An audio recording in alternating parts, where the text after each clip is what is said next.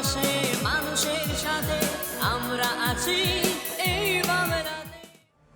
আপনারা দেখছেন সংবাদ শিরোনাম। দেখলেন তো অনেক কিছু, এবার দেখুন নতুন কিছু। এ লজ্জা কার? দুর্গাপুর টু রাজভবন। বোনের খুনের শাস্তি চেয়ে এবার সাইকেলে করে দুর্গাপুর থেকে রাজ্যপালের কাছে দুর্গাপুরের প্রসেনজিৎ স্বর্ণকার। পুলিশ প্রশাসনের কাছে বিচার চেয়েও আজও অধরা বোনের স্বামী। সন্দেহভাজনের নাম থানায় দিলেও সেও বুক ফুলিয়ে ঘুরছে শহরে। আজও খোঁজ পায়নি ভাগ্নির। প্রসেনজিৎ কি সুবিচার পাবে না? বছর দুয়েক আগে বোন খুন হয়েছে, খোঁজ মেলেনি দুই ভাগ্নির।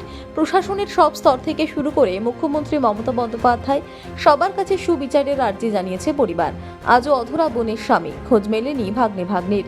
সুবিচারের আশায় এবার আজ দুর্গাপুর থেকে রাজ্যপালের কাছে সাইকেলে চেপে রওনা দিল প্রসেনজিৎ স্বর্ণকার। প্রায় বছর দুয়েক আগে দুর্গাপুরের কোকোভেন থানার অন্তর্গত অঙ্গদপুর এলাকায় উমা খাতুনের বাড়ি থেকে পচা গলা দেহ উদ্ধার করে পুলিশ। ঘটনার আগের দিন মৃতা উমা খাতুনের স্বামী পলাতক। পড়শিরা সেই ফোন করে উমার পরিবারকে জানায় এই ঘটনার কথা। প্রেমের কারণে বাবা মায়ের রমতেই দুর্গাপুরের রফিক আলমের সাথে বিয়ের সম্পর্কে আবদ্ধ হন উমা। দুই শিশু সন্তান ছিল উমার। আজও খোঁজ মেলেনি এই দুই শিশুর। পরিবারের সন্দেহ, অঙ্গদপুর এলাকার দিদির বাড়ির এক পড়শি ছোট লাল এবং তার স্ত্রী সব জানতোই ব্যাপারে, কিন্তু পুলিশকে জানানোর পর ওই দু একবার ডাকাডাকি করার পরও কোকোভেন থানার পুলিশ আর গা করেনি। এদেরকে চাপ দিয়ে সব সত্যি বের করাই যেত, এমনকি উমার স্বামী কোথাও সেটা জানতেও পুলিশের গড়িমসি ছিল অনেক। মহকুমা প্রশাসন থেকে আসানসোল, দুর্গাপুর পুলিশের সর্বোচ্চ স্তর সব জায়গায় জানিয়েও কাজের কাজ কিছুই হয়নি। এরপর আদালত, পরে মুখ্যমন্ত্রী মমতা বন্দ্যোপাধ্যায়কে সুবিচার চেয়ে লিখিত আর্জি জানান উমার পরিবার, কিন্তু কোথায় কি?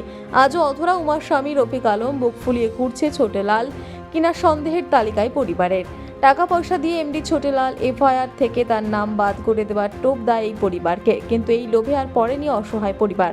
শেষ পর্যন্ত বিচার না পেয়ে এবার দুর্গাপুরের কোকোভেন থানা এলাকার এলপি টাইপের নিজের বাড়ি থেকে বোনের খুনের সুবিচার চাইতে সাইকেলে করে কলকাতার রাজভবনে রাজ্যপালের কাছে রওনা দিলেন উমার দাদা প্রসেনজিৎ স্বর্ণকার।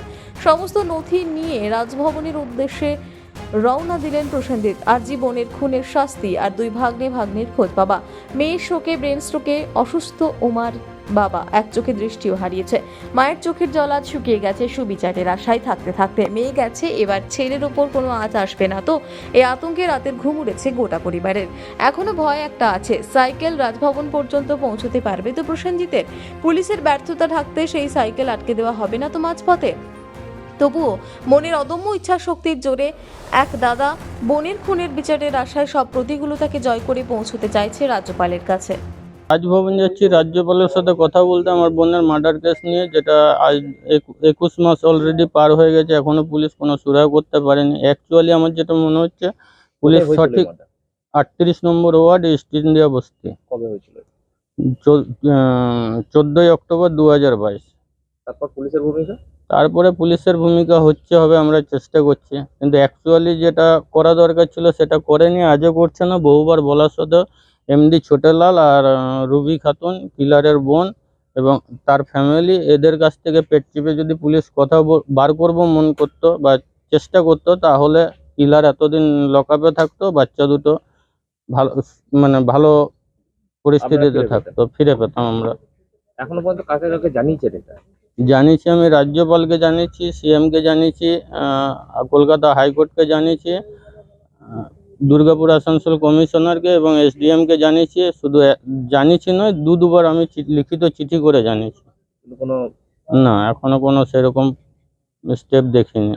কেউ কি প্রভাবিত করছে বলতে আমার বাবার মারফত আমাকে বলা হয়েছিল, ছোটেলাল বলে একজন আছে যার নামটা আমরা সবসময় করছি, সে কিছু টাকা পয়সা নিয়ে ওর নামটা কেস থেকে তুলে নেওয়ার বা ওর নামটা উল্লেখ না করার জন্য।